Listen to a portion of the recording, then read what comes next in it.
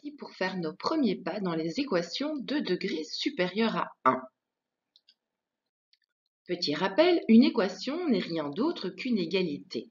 Une égalité entre quoi? Eh bien, une égalité entre deux membres.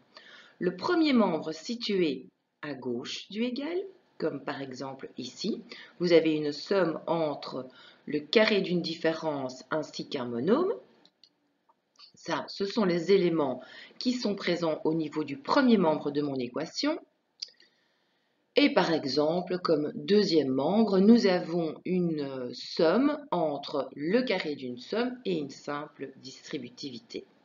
Je pourrais tenter d'écrire deux autres exemples, à savoir l'équation moins 3x³ étant égale à moins 27, et à nouveau une troisième, x carré moins 6x étant égal à moins 8. Si j'analyse un petit peu plus près la première équation, eh bien, le but d'une équation est évidemment d'identifier la valeur véhiculée par la lettre dans votre équation. Dans ces trois exemples, il s'agit de la lettre x. Que vaut x? Quel est le réel caché derrière x? Au niveau de la première équation, eh bien, je peux observer que dans le premier membre, si je m'amusais à effectuer le carré de cette différence, je me retrouverais avec un degré au niveau de ma variable correspondant au degré 2, puisque j'obtiens x carré. Vais-je conserver ce degré ou pas? C'est la question qui est posée ici pour savoir dans quelle catégorie je vais pouvoir classifier cette équation.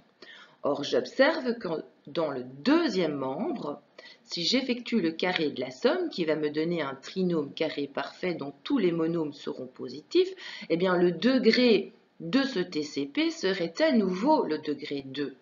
Mais même plus que ça, j'observe que de part et d'autre de ce égal statuent deux monômes égaux. Dès lors, vous le savez, propriété, c'est une des premières relations fondamentales au niveau des équations. Lorsque vous ciblez que vous avez deux mêmes quantités de part et d'autre d'une équation, elles se neutralisent. Je peux donc supposer que pour cette première équation, je ne vais rester qu'avec des monômes qui vont manipuler une variable, la lettre x. Oui, mais cette variable ne dépassera pas le degré 1. Dès lors, ici, j'observe que pour ce premier exemple, il s'agit d'une équation du premier degré. Car l'inconnu véhiculé n'est rien d'autre que x exposant 1. Au niveau des deux autres exemples, légère différence. Observez un petit peu ma deuxième équation. Je n'ai strictement rien à devoir penser, effectuer, mais si j'observe de plus près le premier membre, j'observe que statue le monôme, moins 3x cube. Or, ce monôme est bien du troisième degré. Ce degré va-t-il être conservé? Eh bien, si j'observe le deuxième membre, j'ai le nombre moins 27, évidemment que ce degré sera conservé. Dès lors, cette équation-ci est bien une équation de degré supérieur. Si j'observe maintenant la troisième équation, j'ai x carré moins 6x étant égal à moins 8, même phénomène, dans le premier membre, j'observe que j'ai un monôme qui porte le degré 2, soit un degré supérieur à 1, qui ne va pas se neutraliser. Je peux donc en conclure que ces deux équations sont des équations de degré supérieur à 1. Vous l'aurez compris, l'objectif de ce montage est de profiler si une équation est de degré 1 ou si une équation est de degré supérieur à 1. Alors pour ce faire, partons de différents exemples d'équations. Vous allez devoir dans un premier temps fonctionner tel un prestidigitateur, c'est-à-dire que nous allons tenter mentalement, bien sûr, puisque cette démarche ne se fait pas par écrit, nous allons tenter de cibler à quelle catégorie appartient chacune de ces équations. Donc, première étape mentale, je vais regarder s'il y a la présence de monômes de termes lorsque j'effectue mentalement de degré 1 ou de degré supérieur à 1. Si j'observe la première équation, j'ai une égalité entre une simple distributivité et pour le second membre, j'ai une différence entre une simple distributivité et le chiffre 2. Si je m'amusais à me projeter dans un éventuel calcul, eh bien, j'effectuerai d'abord la simple distributivité au niveau du premier membre, me retrouvant avec 10x moins 15, soit un binôme de degré 1. Si je perds la même chose mentalement dans le deuxième membre, j'observe que je me retrouve avec un autre binôme, 12 plus 16x, moins 2 si je devais poursuivre le calcul. Or, je ne quitte absolument pas le premier degré, je suis donc bien une équation de degré 1. Si j'observe l'exercice maintenant numéro 2, on pourrait très bien aller trop vite et se dire « Oh bah, j'ai une parenthèse au carré, clairement, ici je vais avoir des termes de degré supérieur à 1. » Oui, mais il faut voir, va-t-on conserver ce degré ou va-t-il peut-être se neutraliser? Pour ça, je me mets en mode calcul mental. Dès lors, au niveau du premier membre, j'effectue le carré de la somme qui va me donner un TCP++, qui aura pour résultat 4x carré plus 4x plus 1. Mais ça, c'est au niveau du premier membre. Donc, déjà ici, je pourrais prédire que cette équation est probablement une équation de degré supérieur à 1. Oui, mais qu'est-ce que j'observe au niveau du deuxième membre? J'ai une double distributivité. Si j'obtiens le même monôme portant le degré 2 au niveau de ce membre, ça voudra dire que ces deux termes vont se neutraliser. Or, lorsque j'effectue cette double distributivité, d'abord, je vais obtenir 4 termes, mais bien sûr, au niveau du calcul algébrique, lorsqu'il y a lieu de réduire ceci, on le fait, et donc, j'obtiendrai au final le trinôme 4x carré plus 2x moins 6, soit le même monôme portant le degré 2 de l'autre côté de l'égalité. Or, je sais pertinemment que lorsque j'observe que deux valeurs sont identiques de part et d'autre de ce égal, elles se neutralisent. Je ne vais donc plus quitter le degré 1, je suis une équation du premier degré. Au niveau du troisième exemple. Dans le troisième exemple, au niveau du premier membre, j'ai une somme entre deux simples distributivités et rien au niveau du deuxième membre à part la valeur 0.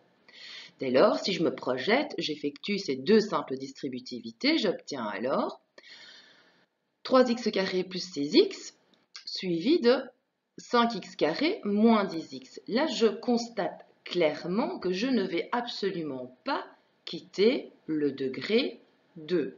Je suis donc non pas une équation de degré 1, mais une équation de degré supérieur à 1. Et là, c'est tout le profilage qui est intéressant parce que, selon votre classification, il est évident que le procédé à appliquer ne sera pas identique. Si je prends l'exemple suivant, type d'équation que vous êtes censé maîtriser à nouveau puisqu'il s'agit d'une égalité entre deux rapports, une égalité entre deux fractions qui manipule un numérateur qui ne quitte pas le premier degré. Je suis donc une équation de degré 1. Si je prends l'exemple qui suit, j'ai une égalité entre deux simples distributivités. Or, si je les effectue, j'observe clairement que je ne quitte pas le premier degré. Je suis donc à nouveau une équation de degré 1. Si je prends l'exemple qui suit, x carré moins 16 étant égal à 6x, je n'ai rien à calculer pour devoir me projeter, c'est juste de l'observation. Je vois bien que le degré de cette équation est le degré 2, car le monôme qui porte le degré le plus puissant statue dans le premier membre et il s'agit de x carré. Je suis donc une équation de degré supérieur à 1. L'avant-dernier exemple, mon travail mental, je le rappelle, se situe au niveau du premier membre où j'observe une différence entre deux simples distributivités. Si je m'amusais à effectuer ces simples distributivités, pour la première, j'obtiendrai 12x³ plus 4x². Et pour ma deuxième distributivité, j'obtiendrai moins 27x moins 9, soit un premier membre dont le degré est déterminé par le monôme doté de la variable ayant l'exposant le plus puissant, c'est-à-dire 12x³.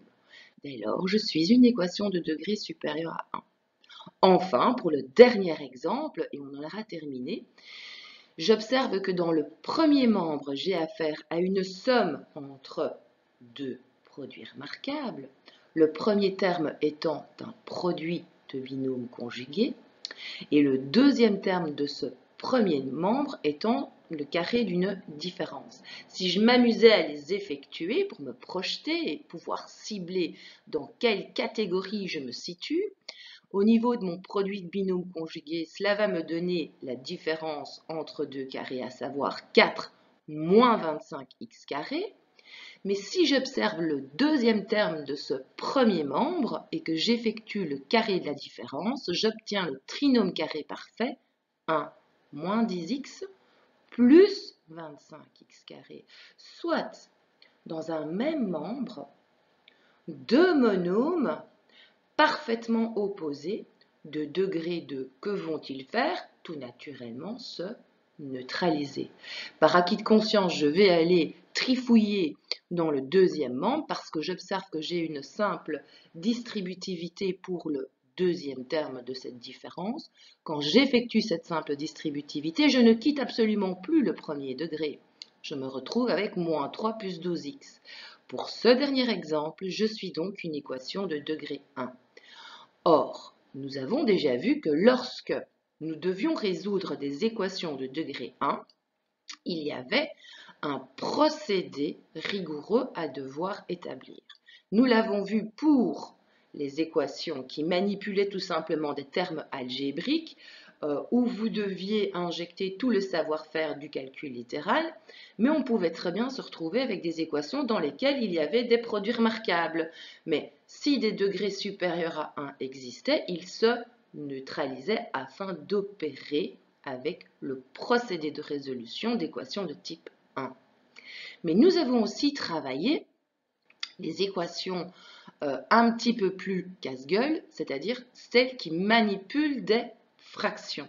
Je rappelle que ces deux notions ont été retravaillées déjà au niveau des révisions. Si vous n'êtes pas au clair, je vous invite vivement à aller revoir les 3 montages qui existent à cet effet. Il m'en reste un dernier, à savoir les équations dites particulières, c'est-à-dire les équations dites impossibles et les équations dites indéterminées. Voilà, j'en ai fini. À vous de jouer maintenant.